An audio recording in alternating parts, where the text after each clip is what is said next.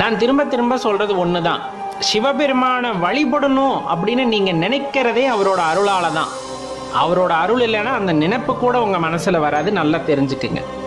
இன்னொன்று, சிவபெருமானை பொறுத்தளவு தன்னை வழிபடுபவர்களுக்கு தான் நலன் செய்யணும், அவங்களுக்கு தான் இதெல்லாம் கொடுக்கணும், அவங்க கேட்டதெல்லாம் கொடுக்கணும் அப்படின்னு நினைக்கக்கூடிய சாதாரண சக்தி அல்ல, நல்லா தெரிஞ்சுக்கங்க. நீங்க சாதாரணமா அந்த சக்தியை எடை போட்டு விட முடியாது, நல்லா தெரிஞ்சுக்கங்க. தன்னை வழிபட்டாலும் சரி, தன்னை வழிபடாவிட்டாலும் சரி, தன்னை நிந்தித்தாலும் சரி, தன்னை நினையாதவர்களுக்கும் சரி, எது அவர்களின் வாழ்க்கைக்கு தேவையோ, அடுத்த கட்ட முன்னேற்றத்திற்கு செல்வதற்கு அவர்களுக்கு எது தேவையோ அதை பார்த்து பார்த்து கொடுப்பவர் எம்பெருமான் ஈசன். அவர்கிட்ட போய் நீங்க மடியேந்தி பிச்சை கேட்கணும்னு அவசியம் கிடையாது. அவர்கிட்ட போய் எனக்கு அதைத்தான்னு கேட்டு அவர் கொடுக்கணுங்கிற அவசியம் கிடையாது. உங்களுக்கு என்ன தரணும் அப்படிங்கிறது அவருக்கு நல்லா தெரியும். தர வேண்டிய நேரத்தில் அது யாராக இருந்தாலும் கொடுப்பார்.